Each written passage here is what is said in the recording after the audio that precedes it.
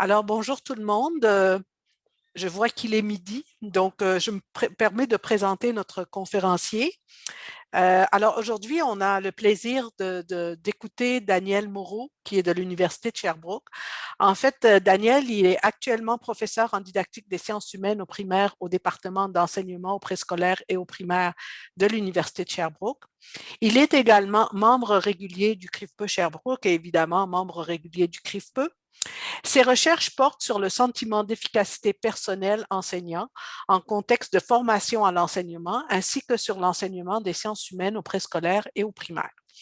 On va avoir le plaisir donc d'écouter Daniel. Sa présentation va porter sur l'analyse de données textuelles en éducation, principes et applications potentielles. Vous avez le résumé donc de la présentation, puis Daniel va enchaîner par la suite. Je voudrais vous dire deux mots là, sur le déroulement, comment ça va fonctionner. Donc, on va écouter Daniel pendant environ 30 à 35 minutes. Par la suite, ça va être la période de questions. En fait, si vous avez des questions au fur et à mesure, vous allez pouvoir utiliser le question-réponse question and answer que vous avez. Donc, vous avez accès à ça. Et par la suite, ben, s'il n'y en a pas beaucoup, je m'en vais carrément lire question par question, puis Daniel va pouvoir y répondre. S'il y en a beaucoup, ben, je prendrai le temps de faire une synthèse pour avoir le temps de répondre à tout. En tout, on a 1 heure, donc on devrait avoir 25 à 30 minutes au niveau des questions.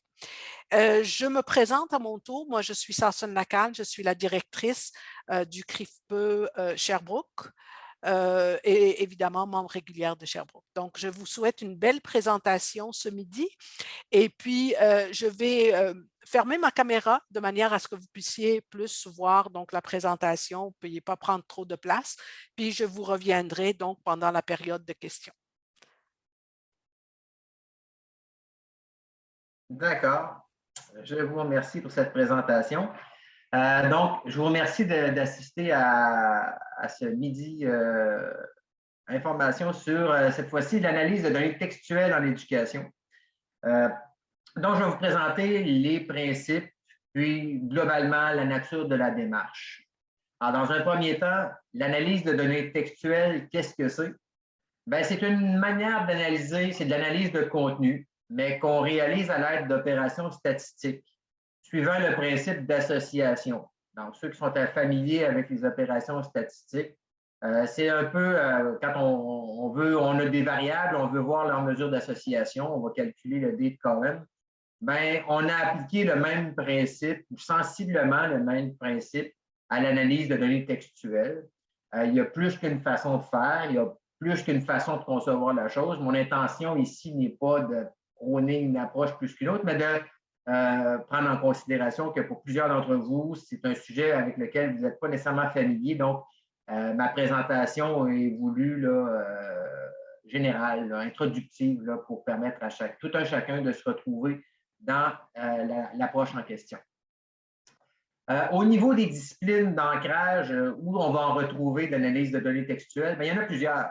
Ça s'est développé à l'aide de la linguistique, l'analyse des discours, la statistique, l'informatique, les enquêtes socio-économiques en général, la psychologie sociale, la mise en marché. Ce sont tous des terreaux qui ont variablement puisé à l'analyse de données textuelles puis qui y ont contribué aussi comme dans son développement, là. Donc, partant de ça, qu'est-ce qu'on peut en retirer pour l'appliquer en éducation? Bien, c'est faisable parce qu'on peut s'en servir pour explorer des corpus volumineux. Donc, je pense ici au curriculum, les programmes d'études. Je n'en parlerai pas ce midi, mais c'est quelque chose que j'ai utilisé dans le cadre d'une recherche là, que je m'apprête à terminer sur 2 ans, un développement savoir où on a recensé tous les programmes d'études de sciences humaines au Canada, au primaire puis début du secondaire. On a codé les contenus pour aller recenser en fonction d'une grille. Puis après ça, on a pu récupérer ça pour faire l'application de nos opérations statistiques. Ça permet de traiter un corpus qui est passablement volumineux, d'aller chercher des informations qui sont intéressantes. La nature des informations qui vont vous être présentées un peu plus loin. On peut les utiliser pour faire des analyses de discours politiques. Les politiques éducatives, par exemple, pourraient être analysées comme ça. Les mémoires, quand il y a des consultations, puis il y a des mémoires qui sont déposées. On pourrait constituer des corpus à partir de ça. Des corpus même constitués de recherche. Hein. On veut savoir dans un champ de recherche, pas l'état des savoirs, mais porter un regard critique sur quelles sont les tendances qu'on retrouve dans un champ de recherche. On pourrait constituer un corpus, par exemple, là, qui serait constitué des résumés, des abstracts de différents corpus qui ont été recensés.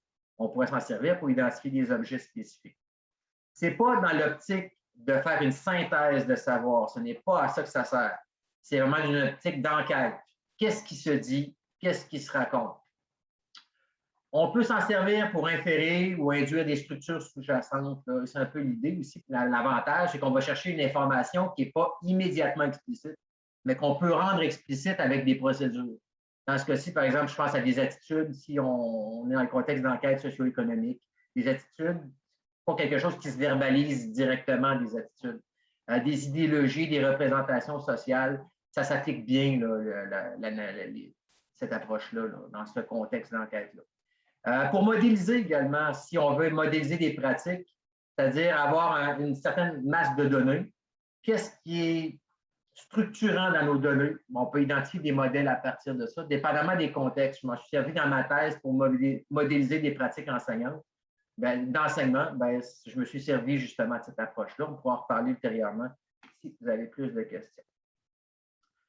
Ce qui est important d'avoir à l'esprit, parce que si certaines personnes d'entre vous avaient déjà commencé à fouiller de ce côté-là, vous allez dire, Daniel, on a vu différents termes associés à la statistique, à l'analyse de données textuelles. C'est vrai, les termes les plus fréquents, vous allez retrouver lexicométrie, textométrie, logométrie. C'est un peu le réseau lexical qu'on va retrouver quand il vient le temps de parler d'analyse de données textuelles. Là. Ça se ressemble, mais c'est distinct.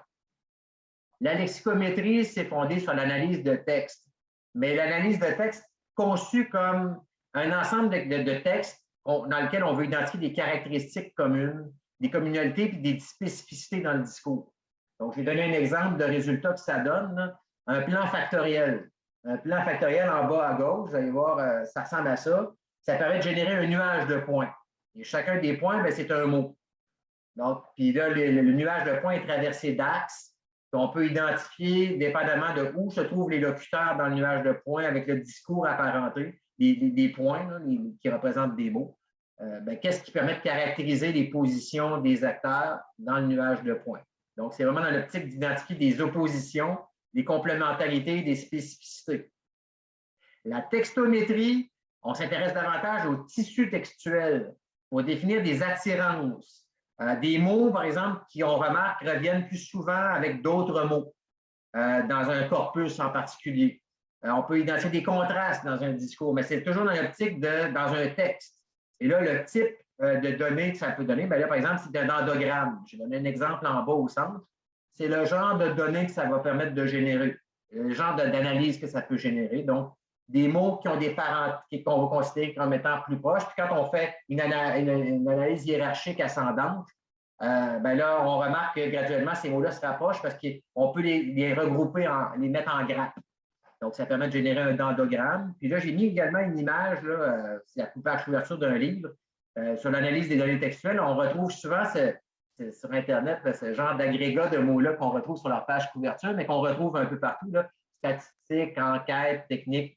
La capacité de faire des nuages là, sémantiques comme ça, c'est un peu l'idée de faire de la textométrie. C'est ça l'idée de faire de la textométrie. C'est-à-dire chercher des mots qui caractérisent, qui ont des attirances contextuelles ensemble. Puis la troisième école, c'est la logométrie. Là, la logométrie va s'intéresser davantage aux liens hypertextuels entre différents discours pour un mot en particulier, par exemple. J'ai donné comme un exemple ici. J'ai de la misère à voir. Je vais passer quelque chose de mon écran parce que je ne vois plus ma présentation.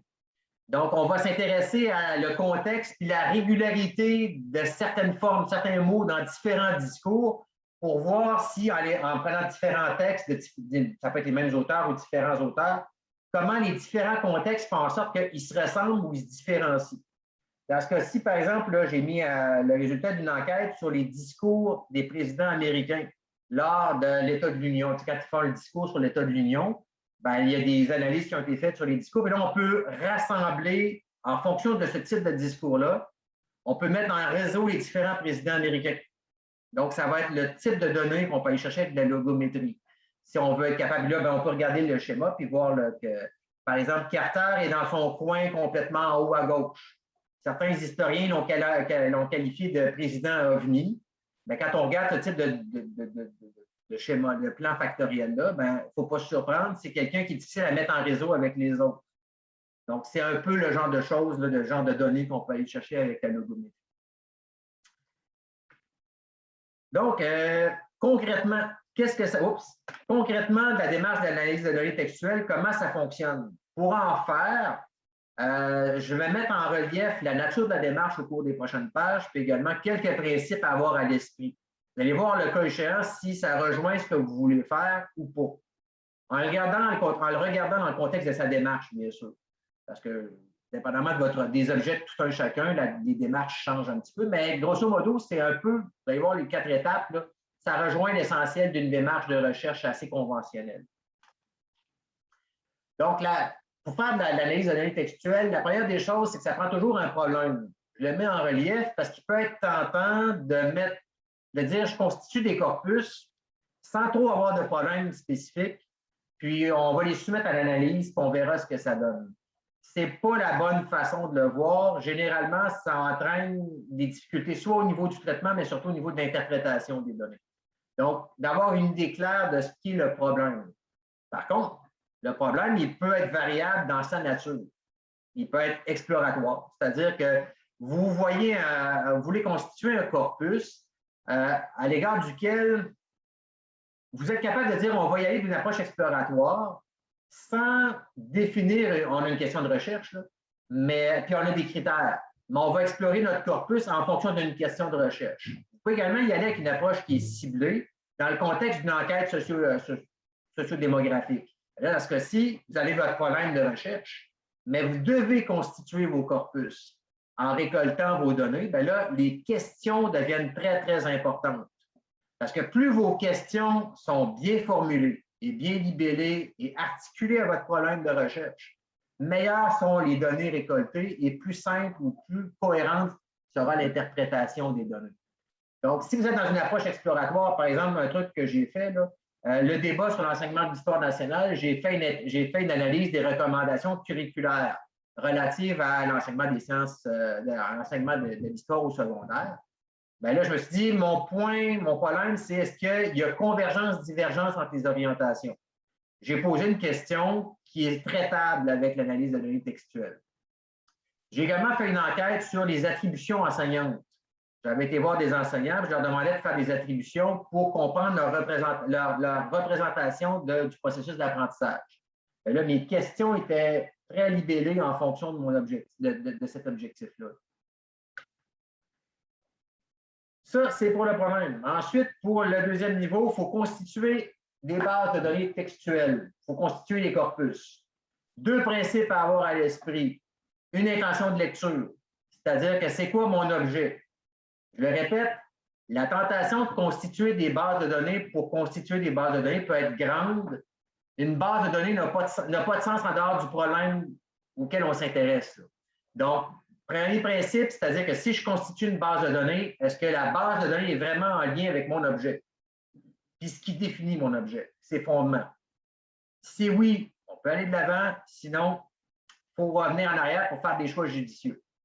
Le deuxième principe, c'est-à-dire le principe d'usage. Un document, ça peut être un programme d'études, ça peut être des recommandations curriculaires, ça peut être des attributions, des opinions, ce que vous voulez. Il ne faut jamais perdre de vue l'usage langagier dans lequel ils s'inscrivent. Autrement, l'interprétation, autrement, vous introduisez ou vous prenez le risque de faire des choix mal avisés au moment de constituer vos corpus. C'est-à-dire d'introduire du texte ou d'introduire des ressources documentaires qui ne sont pas en lien avec l'usage langagé. Donc, quand on va venir le temps d'interpréter, ça vient fausser la lecture. Là. Donc, en gros, attention au gros, c'est beau. C'est tentant d'en rajouter. Le but n'est pas d'en faire le plus gros possible. Le but est d'en faire avec la bonne matière possible, la meilleure matière possible pour que, là, j'ai mis mes... Ça vient un peu des statistiques comme façon de voir, mais j'utiliserai de manière analogique dans le contexte de l'analyse de données textuelles. Là. On veut des flèches qui touchent au centre. Et le centre, ce n'est pas notre texte. Notre centre, c'est notre objet. Les textes qui vont faire partie de l'analyse, les corpus, là, eux, c'est le moyen. Donc, on veut, c'est important pour vraiment viser au centre, c'est quoi l'objet, c'est quoi les usages. Autrement, là, si ce n'est pas le bon objet, là, on se retrouve à avoir des flèches qui vont se promener partout sur la cible, ce n'est pas ça qu'on veut. Puis si on a le bon usage, si on a le bon objet, mais on n'est pas certain des usages auxquels ça s'applique, là, les flèches peuvent atterrir au même coin, mais au niveau de l'interprétation, quand vient le temps de faire un retour dans les milieux ou d'être capable de diffuser les résultats dans une perspective de dissémination, ça peut devenir plus problématique. Constitution des corpus, je le rappelle, l'intention de lecture, ce qu'on recherche est super important. Donc, si vous êtes dans le contexte d'une enquête socio-économique, c'est important d'avoir des questions préétablies dans leur libellé le plus clair possible. Autrement dit, évitez les questions avec trop de compléments de phrases ou trop de subordonnés. Vous savez, les questions qui font 3 lignes, ce n'est pas optimal. Plus votre question exige, autrement dit, plus votre question ouvre sur des possibilités. Plus difficile, plus grand est la chance de récolter des données qui ne seront pas en lien avec l'objet. Vous êtes mis à avoir plusieurs petites questions courtes qu'une grosse question longue. Autrement, si vous avez une longue question, vous prenez le risque d'avoir une base de données où le nuage de points va aller dans tous les sens, l'interprétation va être plus difficile. À la limite, même si vous avez des réponses préétablies, donc, vous avez une possibilité de réponse. Ici, j'ai donné un exemple à droite. Considérez-vous, vous avez une question que j'ai posée, considérez-vous que cette situation d'enseignement-apprentissage a favorisé l'apprentissage de la pensée historique? J'ai fait ça dans ma thèse. Si oui, expliquez pourquoi. Sinon, expliquez pourquoi. Donc, j'encadre déjà les possibilités. Donc, au niveau de l'interprétation, c'est plus facile. La variabilité selon la nature du questionnement, ouvert ou fermé. On porte compte, souvent je vais retrouver des enquêtes et c'est malheureux. Les questions sont libellées en lien avec l'objet, mais dans son format, soit c'est ouvert ou fermé, ça va conduire à des informations qui vont être différentes. Donc, contrôler le degré d'ouverture, c'est un élément. Puis je dirais également, contrôler le fait d'avoir une question qui est sur le mode négatif ou le mode positif, considérant que ça aussi, ça affecte la qualité de la réponse que ça va vous donner. On pourra en revenir tout à l'heure si vous le désirez, parce que je vois le temps qui file. Une fois que vous avez récolté les données, il faut les retranscrire. Et là, il faut les mettre, une fois que vous, en fonction du logiciel que vous avez choisi, il y en a quelques-uns. Les plus, on va dire, les plus fréquents, il y a Lexico 5. Moi, j'utilise des TMVic. Il y a différents logiciels qui permettent de traiter. Il y a PXM, par exemple, aussi qui est fréquent. Qui est utilisé, dépendamment du logiciel utilisé, là, il va être retranscrit et balisé dans un format qui convient au logiciel. Ce que les logiciels font, ça c'est la norme, là. Ils le font à leur façon, mais ça revient à ça. Ils vont constituer le tableau lexical entier. C'est-à-dire que tous les mots utilisés dans le discours vont être mis dans un tableau en ligne et des répondants en colonne. Et dans le tableau, il va y avoir des fréquences pour chacun. C'est la structure de base d'analyse de données textuelles, c'est ça. Si ce n'est pas des mots, par exemple, on va le voir un peu plus loin, ça peut être une analyse en composante principale, c'est le même principe. Donc, on applique le tableau de fréquence pour calculer les associations entre une ligne et une colonne. C'est le même principe avec du texte. Les formes lignes ou les mots, on les retrouve en ligne, je viens d'en parler. On va retrouver dans ça tout le vocabulaire du corpus, puis avec les fréquences de chacun. Puis, les analyses vont toujours porter sur un seuil de fréquence déterminé par le chercheur, en haut duquel, on va dire par exemple qu'on retient seulement les mots qui apparaissent au moins 25 fois. Donc, il y a une réduction des données qui se fait comme ça. Et ça, quand il y a le temps de présenter les résultats de la recherche, on le dit. Nous, on a retenu les mots qui avaient une fréquence de 25 et plus. Donc, c'est transparent, c'est dit. Puis là, les analyses d'association vont être calculées. Le qui carré va être calculé à partir de ça.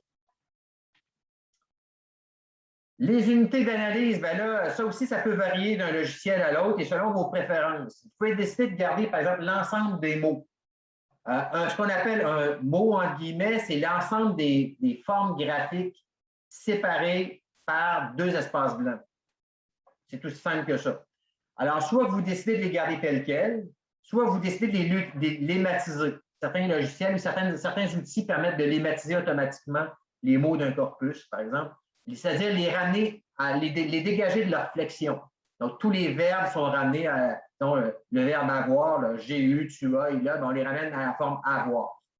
Les pluriels, tous les pluriels sont ramenés au singulier, les féminins ramenés au masculin.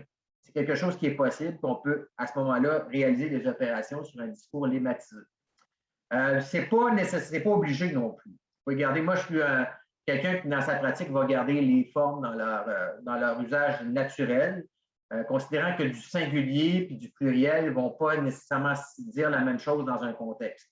Mais dépendant de ce que vous voulez faire, ça peut vouloir, peut-être que ça ne vous intéresse pas de garder ce genre d'informations.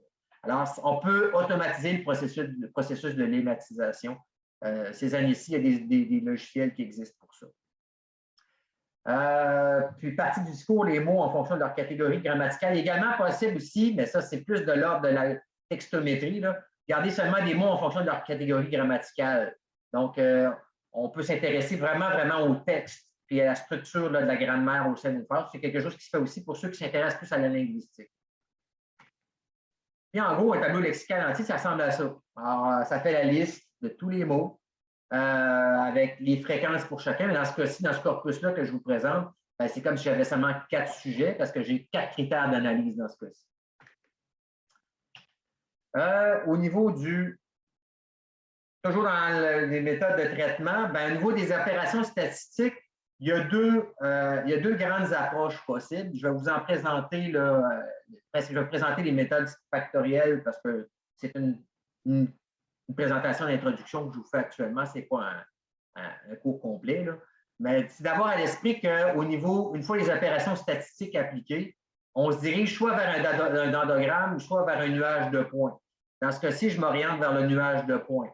Alors, les méthodes factorielles permettent de générer un nuage de points dans l'ordre de la lexicométrie. Donc, soit on peut le faire en faisant une analyse en composantes principales, soit on fait une analyse factorielle des correspondances. Puis, on peut avoir une procédure de validation qui s'appelle la méthode de rééchantillonnage par Bootstrap, mais je ne vous la présenterai pas aujourd'hui. C'est des questions tout à l'heure là-dessus, on pourra en reparler. Grosso modo, la méthode de rééchantillonnage, ça consiste à prendre des variables qu'on choisit, donc des mots qu'on pourrait choisir, qu'on considère comme étant importants dans le discours. On veut voir s'ils sont stables. Alors, on demande au logiciel de les rajouter en tant que variables supplémentaires et de faire un tirage avec remise, donc au hasard, un certain nombre de fois. Mettons 25 fois. Et là, ben, le mot réapparaît à différents endroits dans le nuage de points. S'il est stable dans l'usage, il va tendre à apparaître toujours au même endroit. S'il est moins stable, ben, à ce moment-là, il va apparaître n'importe où dans le plan factoriel. À ce moment-là, ça veut dire qu'il est moins stable. C'est un indicateur qui nous permet de voir si on a besoin de récolter soit plus de données, ou soit c'est un indicateur parce que l'usage du mot n'est pas stabilisé dans un univers de discours. Donc, il peut être structurant, mais il peut s'avérer être instable. Ça permet d'avoir une limite dans nos interprétations. Statistiques descriptives exploratoires, je viens d'en parler, il y a 2 méthodes factorielles qui peuvent être utilisées. L'analyse en composantes principales, je vais vous donner un exemple bientôt là, visuellement pour vous montrer à quoi ça ressemble. Puis l'analyse factorielle des correspondances. L'analyse en composantes principales, c'est plutôt dans le contexte d'enquête sémiométrique, c'est-à-dire qu'on attribue des notes à des mots.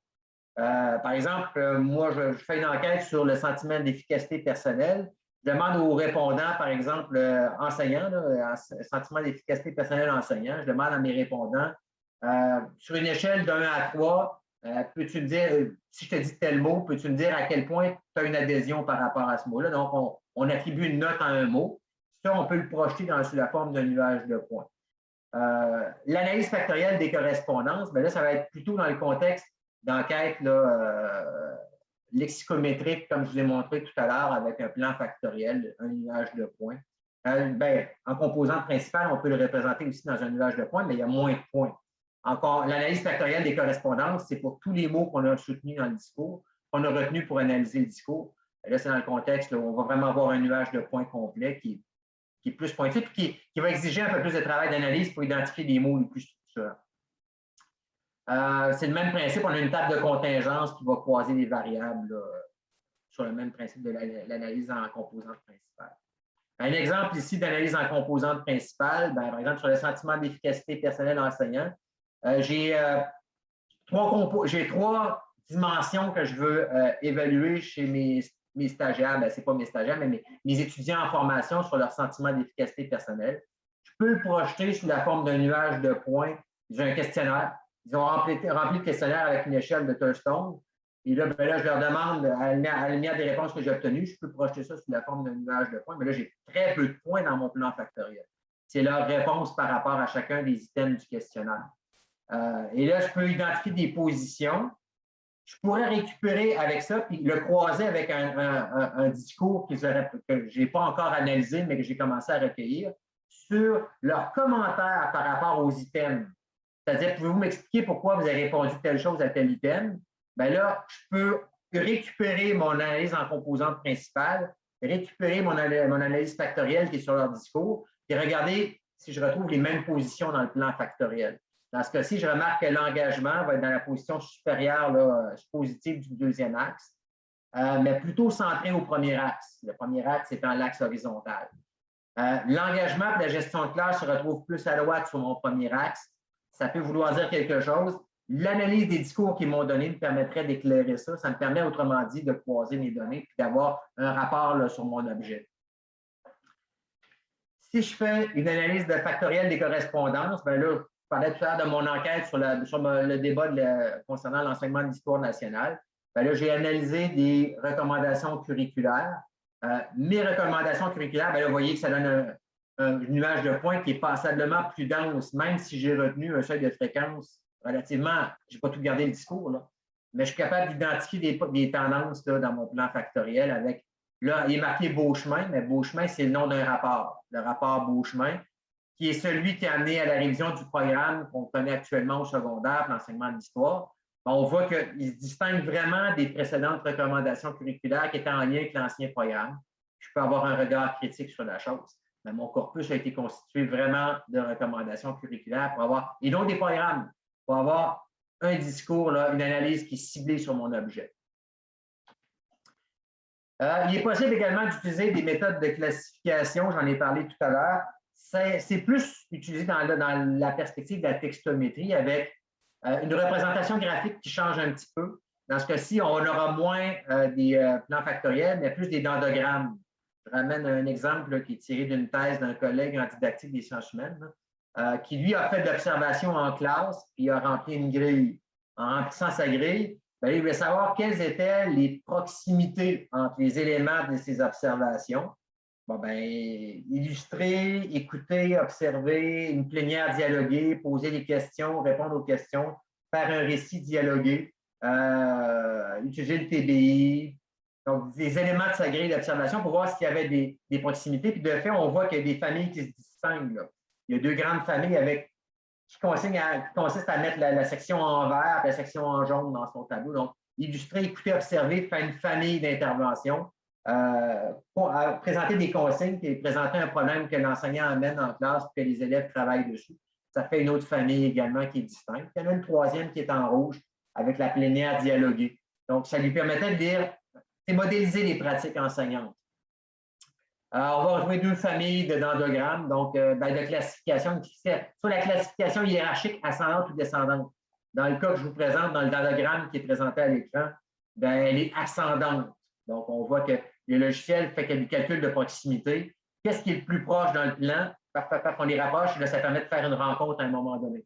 Donc, on voit que la plénière dialoguée et les questions-réponses, graduellement, là, ça se rapproche, ça se rejoint assez rapidement. En revanche, par contre, illustrer puis écouter, observer, bien là, ça se rejoint, mais plus loin. Donc, ça permet de faire une lecture des proximités. Il est possible aussi de faire des cartes de Cohen. Donc, ça permet de ramener ça dans un plan factoriel. Ça rejoint la même logique que ça, mais au lieu de le voir en dendrogramme, on le voit dans des grappes dans un plan factoriel, qui est intéressant aussi. Puis au niveau de l'interprétation des données, bien, il faut toujours se dire qu'une fois qu'on a tout ça en main, nos plans factoriels ou nos dendrogrammes, là, il faut revenir aux données. mais ça nous donne des clés de lecture dans le corpus. Donc, on revient à ce qu'on appelle des concordances. En revenant aux concordances, on a identifié ce qui était structurant. On veut savoir c'est quoi la chair qui est autour de l'os maintenant.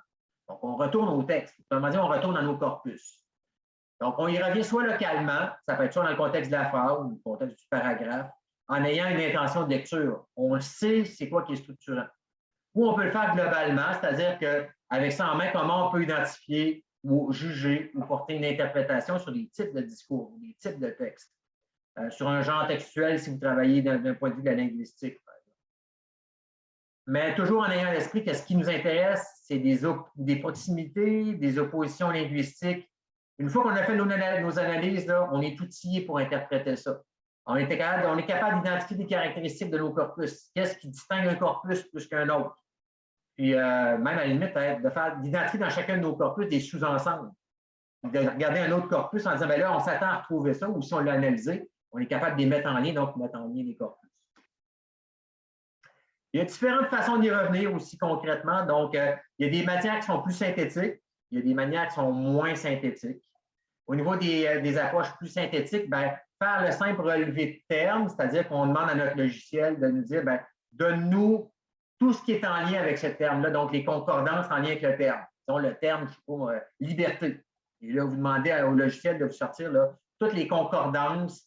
Il vous donne le mot liberté, puis le contexte après. Alors, ça permet de voir côte à côte là, tout ce qui suit le mot liberté, avec tous les mots liberté dans une colonne, avec le texte qui suit immédiatement après pour voir le contexte. On peut faire des calculs de spécificité, c'est-à-dire répartition des mots entre les parties. Comment les mots, par exemple, dans un discours peuvent apparaître différemment ou variablement. Parce qu'on peut se rendre compte que dans le discours, par exemple, dans certaines parties, le mot revient plus souvent. Il y en a qui sont récurrents puis répartis de manière uniforme. Des fois, sont localisés. C'est des choses qui peuvent être intéressantes aussi à avoir là, à l'esprit quand on interprète un texte. On peut dire, par exemple, que le mot liberté est très, très important dans le corpus. En histoire, dans l'enseignement de l'histoire, on trouve que la citoyenneté est un mot qui est important. Mais quand on regarde, on revient à nos sources, à notre corpus, on se rend compte que c'est un mot qui est très, très localisé, très circonscrit à un paragraphe, et finalement, il est structurant, mais pas tant que ça. Il est trop localisé. Par contre, il faut arriver qu'il soit uniformément réparti. C'est intéressant d'avoir ça à l'esprit. Retour au texte intégral, je viens d'en parler aussi. Là, revenir, si il y a des éléments qui nous apparaissent nécessaires pour dire en disant, ben là, on sait que ce mot-là, il est important. Ça vaudrait la peine de relire le corpus d'un bout à l'autre pour voir là, qu'est-ce qui sera interprété de ça. Mais on le fait de façon outillée, de façon instrumentée.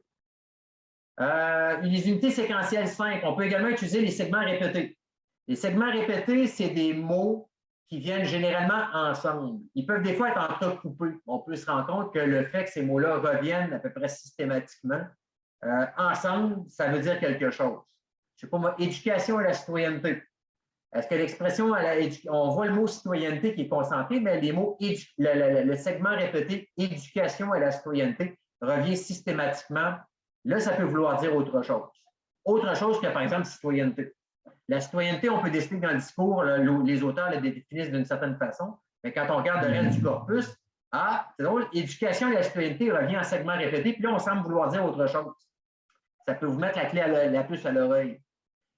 Donc, le texte n'est pas qu'un sac de mots, mais un système muni d'une structure linéaire. Donc, toujours avoir l'esprit des corpus, là, quand il commence à rédiger, quand on analyse un texte, il y a une logique aussi. Donc, d'avoir l'idée que ça s'inscrit dans une structure linéaire, et que les mots dans la structure linéaire, là, nous, ce qu'on essaie, c'est d'avoir en synchronie cette structure-là. Ça mettrait un terme à ma présentation et je pense avoir respecté à peu près mon temps. À partir de maintenant, je céderai la parole à notre amie la présidente et je répondrai aux questions. Oui, alors, merci beaucoup, Daniel, pour cette belle présentation. Donc, nous avons quelques questions que je vais y aller par ordre. La première question nous vient de M. Benoît Genier de France. On a plusieurs participants de l'extérieur, en fait. Alors, la question est la suivante. Je travaille en analyse en post-codage sémantique. Je kiffe mon daron égale je kiffe mon père. égale hier je me suis fâchée avec lui, mais je n'aime pas ne pas aimer mon père. Tout cela avec des fautes d'orthographe. Comment cela se passe dans le cadre des analyses présentées? Excellente question. Parce que quand on récolte, c'est une excellente question parce que quand on récolte du discours naturel, il faut le gérer. Il y a plusieurs façons de faire. Il y a la façon, je dirais, certaines personnes vont dire, moi j'ai une approche orthodoxe, c'est-à-dire je ne touche pas au discours. Je le laisse tel quel et je ne l'ématise pas. Du coup, on perd ce genre d'expression-là. De l'autre côté, le mot daron, s'il est réutilisé par d'autres, va être tout seul, il va venir s'ajouter dans le décomptage, il va venir s'ajouter. Il peut se retrouver à être statistiquement reliable à d'autres mots. Et ce qui va être intéressant. Si on choisit de le lématiser, c'est-à-dire qu'on pourrait décider de garder « je kiffe mon daron » en disant ben, « kiffe mon daron » en le collant ensemble comme si c'était un seul mot. On garde l'unité de sens. D'un autre côté, séparément, le mot « kiff », le mot « mon » et le mot « daron » ne peuvent pas être reconnus par le logiciel comme étant des mots distincts. La solution serait de dire « je le laisse tel quel, mais je vais voir mes segments répétés ». Si je vais voir mes segments répétés, il va apparaître là. Dépendant du logiciel, parce que certains logiciels sont capables de faire ça, c'est-à-dire que le logiciel va reconnaître que s'il y a un mot en deux mots qui font un segment répété, je le reconnais comme un segment répété. Bien là, à ce moment-là, c'est quelque chose qu'on peut utiliser et qu'on pourrait analyser. Mais puis d'autres vont dire, bien, finalement, ça veut dire que je me suis fâché avec mon père. Il y en a qui vont dire carrément, je modifie mon corpus pour, à chaque fois que je vois « kiffe mon daron », j'utilise l'expression que moi j'ai choisie. C'est une façon de faire également, mais ça revient à modifier son corpus, substantiellement. Mais c'est des choix qui se défendent, dépendamment du contexte, c'est des choix qui peuvent se défendre. Je vais avec prudence. Merci Daniel pour cette réponse. Donc, je vais y aller en ordre toujours parce qu'on en a quelques-unes quand même. La seconde question, si en faisant une analyse lexicométrique, on obtient une AFC disjointe, cela signifie-t-il que les discours sont opposés, mais que dans chaque région où les mots se regroupent, le discours est-il convergent? Ah, d'abord, je remercie pour la question qui, d'une part, renvoie à quelque chose que je n'ai pas dit. J'aurais peut-être dû le dire, mais c'est la tâche aveugle de quelqu'un qui en fait presque quotidiennement. Là. Normalement, un plan factoriel devrait générer un nuage central. Si vous vous retrouvez dans une situation où vous n'avez pas de noyau, si vous n'avez pas de noyau, c'est que vous avez du discours, mais qui ne réfère probablement pas à un objet commun. Là, il y a un problème. Ça veut dire que dans la constitution du corpus, c'est un peu ce que je disais tout à l'heure sur le soin à apporter au corpus, à la constitution du corpus. Il y a quelque chose qui a peut-être soit pas bien été, ou soit parce que les sujets ont répondu, il y a des sujets qui ont répondu des choses complètement différentes à la même question si c'est dans le cadre d'une enquête. Le cas échéant, ça renvoie à la nature de la question qui a été posée. Ce n'est pas supposé donner deux points distincts, deux nuages distincts. Par ailleurs, si je reviens à la question, c'est-à-dire que des discours sont opposés. Oui, vous pouvez avoir oui, c'est souvent ça dans le cas de la lexicométrie, vous avez un discours commun. Mais le premier axe exprime généralement des oppositions. Vous avez autour de la table, si vous faites une enquête, des gens qui vont vous parler du même objet, mais ne s'entendront pas sur sa définition. Et ça, c'est pour n'importe quoi. Si moi, je fais une enquête sur le sentiment d'efficacité personnelle enseignant, puis que j'ai des étudiantes, je les appelle, je leur demande parle-moi de ton sentiment d'efficacité personnelle en gestion de classe. Là, il y en a qui vont me parler de l'importance du système d'émulation. Ça prend l'arbre en avant avec des petits oiseaux sur la branche qu'on déplace. Et pour eux, ça, c'est vraiment important. Il y a d'autres personnes qui vont me dire, moi, je peux te parler de mon sentiment d'efficacité personnelle en matière de gestion de classe, mais pour moi, c'est la constance dans mes consignes. Et quand va venir le temps d'analyser, de générer le plan factoriel, je vais avoir un noyau commun avec du discours commun. Mais je vais avoir deux pôles à mon axe avec ceux qui vont insister vraiment sur l'importance des outils, puis d'autres qui vont porter sur l'importance de la clarté des consignes. Et c'est deux manières de définir la gestion de classe. Donc, il y a des oppositions dans un nuage de points, c'est tout à fait normal. Mais j'ai un noyau quand même, j'ai un discours commun. Merci, Daniel. Donc, on va y aller avec la suivante. Puis, je m'en vais jumeler deux questions parce qu'elles portent, par la suite, je m'en vais jumeler des questions parce qu'il y en a plusieurs. Alors, la suivante, on te demande s'il est possible d'identifier ce qui pourrait justifier un rapprochement des tendances, des perceptions des enseignants par rapport à la question de l'efficacité personnelle dans deux analyses, l'une faite par lexicométrie et l'autre par textométrie. Je ne suis pas certain de bien comprendre la question, mais je vais y aller en explicitant ma compréhension, puis on verra si ça convient. Justifier un rapprochement des tendances, des perceptions par rapport à la question. Je vais y aller avec lexicométrie puis textométrie. Dans le cas de la lexicométrie, il faut avoir en tête que ça génère un plan factoriel où il y a des proximités, des oppositions. Dans le cas de la textométrie, c'est la nature du texte même qui nous intéresse, puis des rapprochements entre les termes. Donc, on n'a pas nécessairement en tête là, les locuteurs. La lexicométrie, on garde un lien avec les locuteurs ou avec les critères d'analyse. Dans le cas de la textométrie, si on prend un texte, est-ce qu'il y a des proximités ou des communalités entre les termes? Est-ce qu'il y a des expressions et des mots qui s'aiment? Que si on les agrégeait ensemble, ils finiraient par se marier. Donc, je dirais que oui, il y a des rapprochements. Dans la lexicométrie, c'est dans le nuage de points. Donc, c'est des gens dans la lexicométrie qui vont être dans le même point du plan factoriel, qui disent à peu près le même discours, mais plus que ça, qui le disent de la même façon. Je reviens à mon exemple du sentiment d'efficacité personnelle sur la gestion de classe.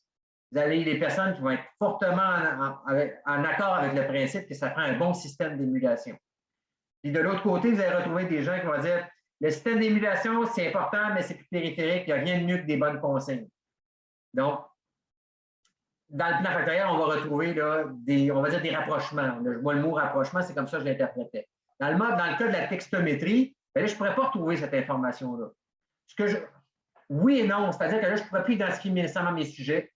Je vais retrouver des termes associés qui, dans un dendrogramme, par exemple, vont finir par se rapprocher. Donc, je vais retrouver des gens qui me parlent des différents systèmes d'émulation, puis là, voir un peu le dendrogramme faire des mariages. Là, ça fait une grappe. Puis pareil pour l'autre approche, peut-être même les troisième, quatrième autres approches possibles. Parce que la lexicométrie, le premier axe, c'est seulement deux pôles. Il faut aller au deuxième axe pour aller chercher deux autres pôles. Il faut aller au troisième axe pour aller chercher deux autres pôles, et ainsi de suite, parce qu'un axe, c'est toujours deux pôles. Dans le cas de la textométrie, ben là, mes axes ne sont pas là. Ce que je vois, c'est des rapprochements avec le fait que c'est un endogramme. Je n'ai pas d'axe. Ce que j'ai, c'est des rapprochements sur un endogramme pour l'ensemble de mes données récoltées. La lexicométrie, ben, c'est des axes et l'inertie expliquée par chacun des axes. Je ne sais pas, par contre, si je réponds adéquatement à la question. Puis peut-être que c'est toujours le risque de faire ce genre de présentation-là que je fais actuellement. Est-ce que c'est trop abstrait ou c'est pas assez? Je ne sais pas. Ben, j'inviterai donc le participant, si tu ne réponds pas tout à fait à ce qu'il voulait, de reposer sa question, mais là, je m'en vais en ramasser quelques-unes qui portent sur les logiciels. Donc, il y a plusieurs questions qui portent sur le logiciel. Je commence avec M. Abraham Tamayo de l'Université de Bourgogne. Alors, lui, il se demande, c'est quoi le nom du logiciel que tu utilises? Est-ce qu'il est gratuit? Et pourquoi est-ce que tu l'as choisi? J'en ai une autre question aussi par rapport au logiciel. Quelqu'un me demande si tu utilises le logiciel R et qu'est-ce qu'il en est de l'interopérabilité entre les logiciels. Il y a une autre personne qui nous parle de NVivo et de QDA Miner. Donc, M. Rénal Beauchesne se pose la question par rapport à ça. Une autre personne encore qui nous parle, qui nous demande quel est le logiciel le plus approprié pour la méthode qualitative. Donc, une question plus large. Une autre encore qui nous pose la question par rapport à NVivo, QDA Miner. Donc, il y a plusieurs questions par rapport justement au logiciel. Donc, si c'était possible de faire un retour par rapport à ça, s'il vous plaît. Ça va me faire plaisir. D'abord, les logiciels, il y en a beaucoup. Ils ont chacun leurs particularités et leurs limites. Certains sont payants, plusieurs sont gratuits. La première chose que je dirais, je vous encouragerais à utiliser ceux qui sont gratuits. Le payant le plus connu, c'est probablement Alceste. Sa grande qualité, c'est sa convivialité. Il est très, très bien fait. Son utilisation est intuitive. Par contre, il est passablement pas donné. On retrouve, puis il permet de faire des dendrogrammes, ce qui ne permet pas tous les logiciels. Pendant que je parle de dendrogrammes, je vous parlerai tout de suite de QDA Miner qui me semble permettre de faire des dendrogrammes qui sont assez bien lisibles, là, qui sont accessibles. Donc, il y aurait QDA Miner qui fait ça, puis il y a Hyper, j'ai un blanc de mémoire, il y a Hyper, je reviendrai quand ça me reviendra, là, mais qui permet aussi de faire des beaux dendrogrammes. Au niveau de la lexicométrie, donc des plans factoriels, des nuages de points, il y a Lexico 5. En tout cas, à ma connaissance, ils sont encore à 5. Le Lexico 5 qui est bien fait, qui permet de faire des beaux plans factoriels, mais qui ne permet pas de faire de procédure de validation. Donc, je vous parlais tout à l'heure de procédure de validation, puis j'avais dit que je n'en parlerais pas aujourd'hui parce que le temps file, puis je voulais garder ça le plus simple possible. Là. Mais si vous voulez faire des procédures de validation, c'est un autre logiciel. Mais Lexico 5 permet de générer des beaux plans factoriels là, qui sont utilisables. D'autres aussi permettent de le faire. De mémoire, Alceste permettait de le faire, en plus de faire des dendrogrammes. Mais comme je disais, Alceste qui est payant. Dans les logiciels gratuits, il y a TXM aussi qui permet de faire des beaux plans. Moi, j'utilise personnellement DTM VIC. DTM, la lettre D, T pour texte, puis M mining. Trait d'union VIC pour VIC, visualisation, inférence, puis contextualisation. Je l'utilise parce que lui, on peut utiliser la procédure de rééchantillonnage pour faire des plans là, où on a validé nos formes par tirage avec remise. C'est la raison pour laquelle j'utilise. Par contre, il n'est pas bien fait pour faire les concordances. Je ne sais pas, de mon côté, en tout cas, il est gratuit. Je n'ai jamais réussi à aller chercher mes concordances, c'est-à-dire aller chercher mes mots dans leur contexte. J'utilise Lexico 5 pour ça. Je regarde un peu les questions. Je ne sais pas si j'ai répondu aux questions. J'en vois pas d'autres là-dessus. J'en ai plusieurs autres, par exemple. OK. S'il y a des questions encore sur les logiciels, je dirais que c'est les principaux. Il y en a plusieurs autres, je ne les connais pas tous. Comme je vous dis, je reviens, Lexico 5 pour les plans. Il y a Hyper, j'ai oublié, Hyper quoi? J'ai un blanc de mémoire, je suis habitué d'utiliser. Hyper. Ben, ça va me revenir d'ici 13 heures, je m'excuse. Tantôt, on parlait du logiciel R aussi, Daniel. Ah, le logiciel R. R, il faut savoir que tout ça est en langage Python. Donc, les logiciels dont on parle, là, ils font tous la même chose dans le même langage, ou à peu près. Et c'est le langage Python. R, c'est, ça c'est toute réserve, mais à ma connaissance, fonctionne dans la même logique, sauf que c'est un logiciel d'analyse statistique pour différentes applications. Je vous avais dit tout à l'heure, c'est des mesures d'association que permet de faire. C'est associé sur le principe du date Cohen. Là, on fait un qui carré là, un tableau de contingence. R permet de faire ça. Donc, c'est le même principe.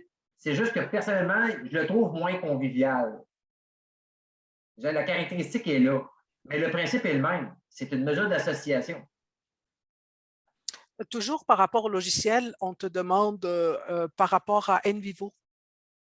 Ah, NVivo ne fait pas la même chose. NVivo, c'est un logiciel d'analyse qualitative. Ça fait de l'analyse descriptive selon les requêtes que vous lui formulez. Par exemple, il va vous dire, NVivo, combien il y a de mots dans un discours. Il va vous dire d'où ils viennent. Il peut vous ramener dans le contexte d'utilisation du mot. Vous pouvez croiser les codages que vous aurez faits. Dans ce que je vous raconte aujourd'hui, donc l'analyse de données textuelles, les codages ont déjà été faits. On est après le codage, là. Tout ce que je vous ai présenté, là, c'est que quand vous constituez un corpus, vous avez déjà déterminé une catégorie dans laquelle se trouve tout le texte associé à la catégorie. On est ailleurs, là. NVivo permet de faire le codage, mais pas les opérations statistiques. Ce que je vous présente, c'est les opérations statistiques une fois que vous avez bien déterminé vos corpus. Merci, Daniel. Donc, je vais enchaîner avec d'autres questions parce qu'il y en a plusieurs encore.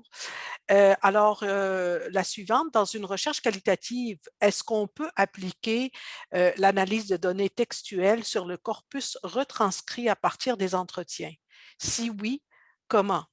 Une autre question dans le même sens, focus group ou bien interview, quelle méthode, à votre avis, la plus facile à analyser?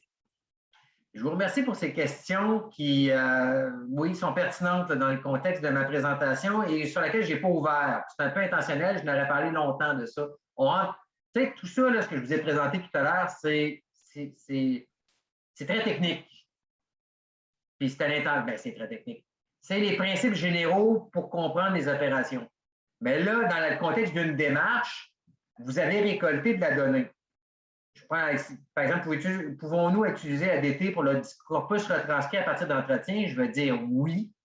Et comment? C'est-à-dire que pour la même question, c'est toujours vous regrouper l'ensemble des réponses pour la même question. C'est la logique de la question. C'était ça tout à l'heure, la ligne force que je voulais mettre en relief. Là. La constitution des corpus est super importante. Autrement, vous allez avoir un problème de vous allez vous retrouver avec un plan factoriel ou un dendrogramme où les liens ne s'établissent pas bien. C'est un peu normal, ça ne parle pas du même objet.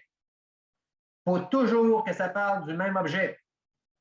Pour avoir un centre, un nuage de points qui est cohérent, si vous avez un entretien avec une grille d'entrevue, vous raisonnez en termes de questions d'entrevue. Vous prenez toutes les réponses pour la première question ensemble.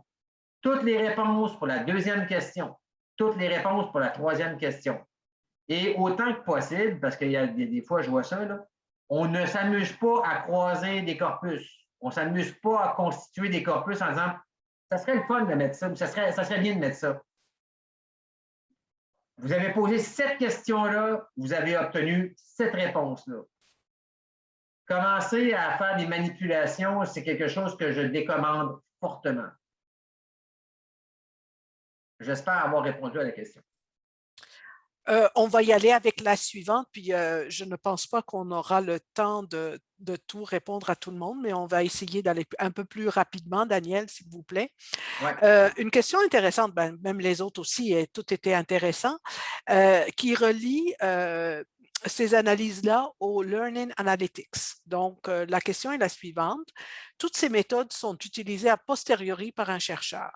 Est-ce que ces méthodes pourraient être utilisées en direct pour fournir des visualisations de type les Learning Analytics, par exemple? Ah, de ce point de vue-là, oui.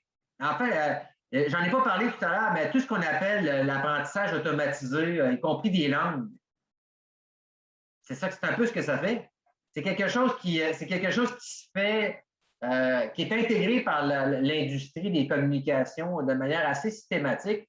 Et je suis à peu près certain que Facebook, c'est une grosse base de données. Et bon, sans que je paierais cher de mettre la main là-dessus. Parce que du point de vue de la lexicométrie, vous pouvez aller chercher une information qui est extrêmement précieuse sur différents objets, de sujets. Par exemple, les opinions politiques des gens, les intentions de consommation. Il y a un algorithme derrière ça et dites-vous bien que l'algorithme n'a pas été inventé de manière descendante. Il est élaboré de manière ascendante, analyse hiérarchique ascendante, c'est ça. C'est-à-dire qu'on remarque qu'il y a des mots qui s'aiment bien entre eux et que si on est capable de les identifier, bien, on est capable de modéliser le profil psychologique de la personne qui est devant l'écran et probablement ses pratiques quotidiennes. L'industrie, quand je parlais tout à l'heure de marketing, je n'ai pas ouvert là-dessus, le marketing raffole de ce genre de choses-là. Et ça s'applique quasiment en direct. Oui, ça peut se faire en direct. Assez rapidement, à partir du moment où vous allez dans le contexte d'un mémoire ou d'une thèse, bien là, c'est quelque chose qui est fastidieux. Mais quand vous avez tout l'arsenal informatique pour le faire systématiquement, Merci, Daniel. Je pense qu'il va nous rester peut-être une intervention. Je m'en vais te donner 2 questions en rafale. La première, quelle est votre opinion au sujet de l'analyse de sentiments en text mining, opinion mining, qui marque? Une autre question, il y a un risque de fragilité à l'analyse lexicométrique et textométrique qui certes repose sur un traitement statistique, mais reste une analyse de données qualitative. Comment éviter de gadgetiser la démarche en tombant dans la débauche de statistiques et de visualisation, d'androgrammes, qui ferait perdre la force de l'interprétation? Par ailleurs, les approches quantitatives et qualitatives étant parfois très campées, comment faire accepter une démarche lexico-textométrique qui comporte des éléments qui hérisseront le poil tantôt des tenantes du qualitatif, tantôt du quantitatif? Donc, il nous reste 4 minutes. Daniel, si tu pouvais répondre à ces 2 questions. Tout le reste, ce que j'ai vu, là, ça revient encore sur les logiciels. Donc, tu en as abordé un petit peu. Donc, je t'invite à répondre à ces 2 questions. Merci beaucoup. Tout ce qui est le text mining, c'est effectivement un des foyers de développement d'analyse de données textuelles. Donc, je ne suis pas surpris de cette question-là qui est tout à fait pertinente. C'est un des foyers de production puis de développement de la technique. Est-ce que j'ai une opinion au sujet de l'analyse de sentiments? Je sais que ça se fait. En termes de text mining,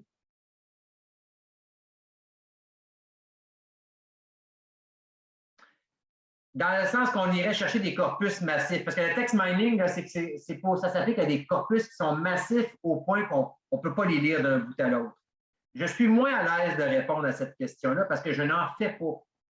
Mais le text mining, c'est que je prends pour acquis que là, ça serait par exemple quelqu'un qui téléchargerait une base de données, je sais pas, mais Amazon en recueilli les commentaires de tous les utilisateurs pour tous les produits qu'elle a achetés depuis qui ont été consommés depuis la dernière année. Alors, vous savez, les petits commentaires, là. Avez-vous aimé tel gadget que vous avez acheté, là, canne à pêche? Là, les gens font des commentaires et mettent une appréciation de 1 à 5. Tout le monde connaît un peu le principe. Là, il y a des sentiments qui sont exprimés à travers ça.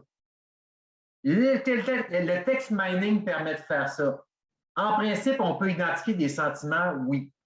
À ma connaissance, ça se fait. Est-ce que j'ai une opinion là-dessus? Pas plus que ce que je viens de répondre. Ça se fait. Est-ce que ça donne la donnée valide? Je ne pourrais pas y répondre. Je me suis laissé dire que oui. Ça permettait d'identifier des sentiments. Mais là, si on rentre dans la théorie des sentiments, c'est toujours l'idée, comme je disais tout à l'heure, ça dépend de l'objet. Si votre objet, c'est des sentiments, ça dépend comment vous le définissez. Et une fois que vous l'avez défini, c'est une fois opérationnalisé, on est capable de le faire par text mining. En première approximation, je pense que oui, mais je me mets gants blancs, je n'en suis pas sûr. La deuxième question, que je ne suis pas certain de comprendre dans la mesure où elle commence sur une ligne, puis elle termine plutôt sur la distinction entre qualitatif et quantitatif. Je vais répondre à 2 niveaux. D'abord, distinction qualitatif-quantitatif. Ce n'est pas une distinction avec laquelle je suis particulièrement confortable. Je dirais simplement que qualitatif, ça permet d'aller chercher de l'explication et de la description du point de vue de la personne qui répond. Autrement dit, on va chercher sa perception à elle en fonction de son répertoire lexical. Je ne sais pas, moi, vous avez eu votre formation en enseignement. Comment l'avez-vous trouvé? Bien, j'ai plus de richesse et de sens commun si je vais par une approche qualitative. Ma limite, c'est qu'au-delà de 25 personnes, je me retrouve saturé de données à un moment donné, ce qui ne m'aide pas beaucoup. D'aller chercher le recours d'un questionnaire, ça me permet de faire entonnoir. Mais là, ce que je mets en entonnoir, ben, je perds de la donnée derrière parce que là, le répondant, il est obligé de me dire ce que lui comprend de mon questionnaire. Parce que quand on donne un questionnaire d'opinion à des répondants, ce n'est pas leur discours que vous allez leur chercher. Vous allez simplement chercher sa réaction à sa compréhension du discours du questionnaire, ce qui est une déformation aussi. Donc, il y a deux limites. Moi, la perspective, c'est est-ce qu'il est possible d'utiliser les forces de l'un et l'autre, des croisés, pour aller chercher une donnée qui est davantage ancrée et davantage fidèle à l'opinion ou à l'attitude de la personne qui répond. je ne le vois pas comme un débat, je le vois comme une opposition, je le vois comme une complémentarité. Merci, Daniel. Là, il est rendu 13 heures, donc c'est le temps qui était réservé, alloué à ce webinaire. Je viens de voir ça, c'est hyper base. Oui, je suis désolé. Blanc de mémoire. J'ai enseigné toute la matinée puis je suis un peu fatigué. Oui, c'est hyper base. Merci à Anonymous Attendee. Bon, alors, on va clore ce webinaire puisqu'il est rendu 13 heures et c'est le temps qui nous était alloué. Je voulais vous souhaiter quand même un bel été, un bel après-midi et vous rappeler que aujourd'hui, c'était la fin du cycle des webinaires. C'était le 13e webinaire qui a été animé par Daniel. Et nous allons reprendre un autre cycle de webinaires du CRIFPE dès le début de la session d'automne. Donc, je vous souhaite une belle fin de journée puis un bel été en attendant.